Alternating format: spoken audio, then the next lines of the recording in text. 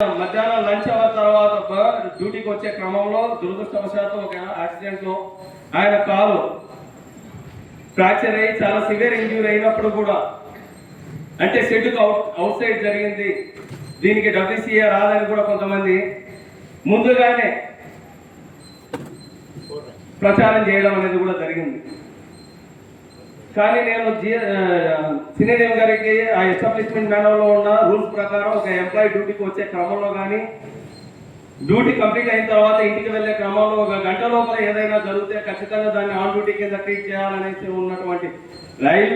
Indian railway personal establishment మాన్యువల్లో ఉన్న ఆ యొక్క అబ్స్ట్రాక్ట్ ని సార్ దృష్టికి తీసుకెళ్తే దాన్ని అర్థం చేసుకొని వెంటనే అవును దీంట్లో ఈ ప్రోగ్రామ్ ఉంది కాబట్టి మనం ఈ ఎంప్లాయీకి మేలు చేయొచ్చు, దీన్ని ఉపయోగించుకోవచ్చు అనేసి వెంటనే WCAను కూడా శాంక్షన్ చేసినటువంటి గొప్ప వ్యక్తి మన సీనియర్ డిఎం గారు.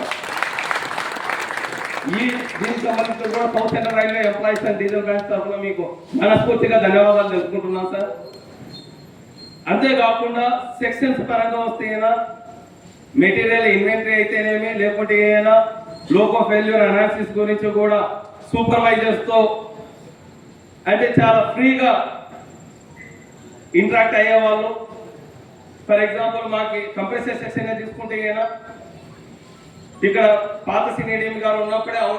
మనకి ఏఎన్సీ అనేది శాంక్షన్ అవ్వడం జరిగింది. కాకపోతే చాలా తక్కువ క్వాంటిటీ ఆఫ్ కంప్రెసర్స్కి ఓన్లీ 64 కంప్రెసర్స్కే ఆ ఫస్ట్ టెండర్ అనేది అయినప్పుడు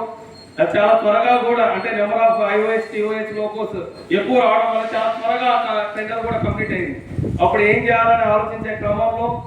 అదే టెండర్ని బేస్ చేసుకొని వేరియేషన్ ఆఫ్ వర్క్ కింద 40% అడిషనల్ వర్క్ ను కూడా చాలా త్వరితగతిన సార్ శాంక్షన్ చేయించాడు. అంతేకాకుండా నేను ఇక్కడ అంటే సార్కి ట్రాన్స్ఫర్ వస్తుందని ఒక నెల క్రితమే ఇది తెలిసినప్పుడు వెంటనే నేను వెళ్ళే లోపలే మీరు మళ్ళీ ఇబ్బంది పడకుండా ఉండాలంటే ఏదైనా నెక్స్ట్ టెండర్ కూడా అంటే రాబోయే IOH TOH లోకోస్ సంబంధించి మీరు ప్లాన్ చేసుకుంటే కదా నేను శక్తివంతం లేకుండా దాన్ని నేను వెళ్ళే లోపలే క్లియర్ చేయగలుగుతాను అనేసి ఆయన చెప్పడం, దాంట్లో